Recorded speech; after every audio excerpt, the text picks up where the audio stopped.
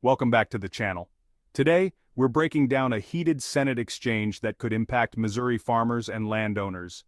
Senator Josh Hawley confronted Invenergy, the company behind the Grain Belt Express, raising tough questions about corporate power and local rights. Here's what's happening. Invenergy plans a massive transmission line across Missouri, 200 miles west to east, cutting through 8 counties, crossing farms. Farmers fear land loss through eminent domain for a project that might not benefit Missouri residents. During the hearing, Hawley put Invenergy's executive on the hot seat. He asked, "How do you respond to Missouri farmers and rural homeowners who don't want these lines on their land, losing property for corporate use?" Sir, thank you for the question. I would say that community engagement is first and foremost in our mind when we're developing any type of project. And in addition, what we are thinking about is what is the necessity to make sure that lights stay on and that we can improve the reliability and resilience of these communities as well as across these communities, from one to the others. And that's why we find it very important that we look toward the larger view of what is necessary in the communities, but then at the state level, and what is in the national interest. And that's why we are continuing to work with communities to make sure that they are understand what we're doing and that they give us feedback as to how we should develop these projects. The executive gave the usual corporate answer: community engagement, keeping the lights on, serving the national interest. But Hawley pressed harder. Responsibly. You say the lights stay on. Are lights going to stay on in the state of Missouri from this project? My understanding is, as originally planned, the transmission line wouldn't benefit the residents of Missouri at all. Lights staying on across the entire country. We're talking about not But you're taking distribution Missourians' land. I'm sorry? You're taking Missourians' land from them. And we are And you've gone to court, your company has gone to court and sued Missouri farmers to take away their land. This isn't speculative. I mean, you've actually used this corporate power, which frankly I'm not sure you should have, to seize land from Missouri farmers that's been in their families for generations. Well, sir, I would actually say that I think about we would have power that would go into communities in Missouri. So I would just I'm happy. That's the new Tiger Connector line. So after it was pointed out that your original Grain Belt Express did nothing for the state of Missouri, then you came back and said, well, we'll add something more. So what commitments are you going to give the farmers and residents of Missouri today that they'll actually benefit from this land grab? Are Missouri residents really going to benefit, or is this just about shipping power out of state? Yes, sir.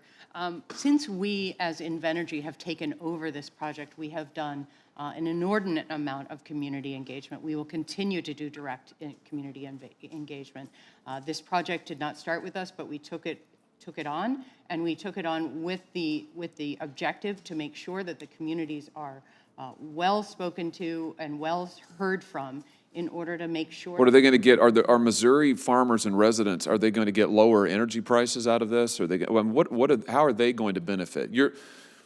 You're putting a huge transmission line across 200 miles of land in the state of Missouri. You have gone to court to seize the land from Missouri farmers. You're a private corporation, aren't you? Yes, we are, sir. But how much money are you making on this?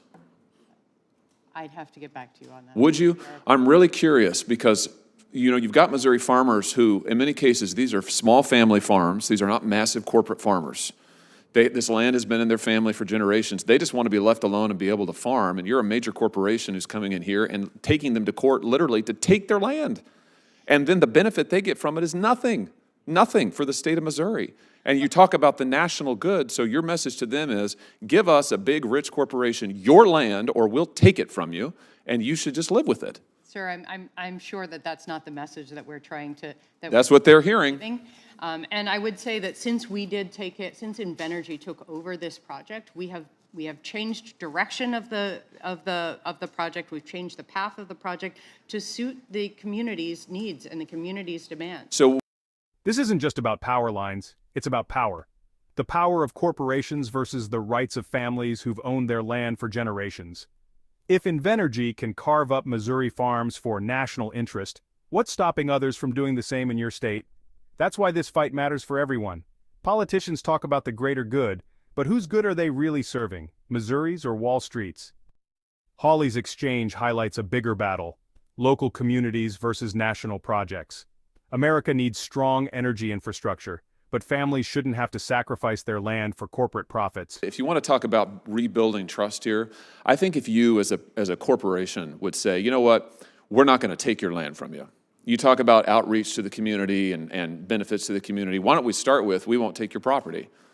Again, it's not clear to me why you as a corporation should have the power to seize their property. I don't think you should. Apparently that decision's been made, and I guess you do.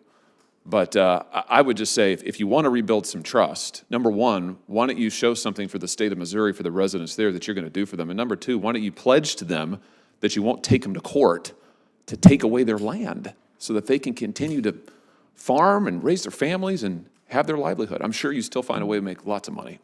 Missouri farmers feel left out of the benefits, but stuck with the costs.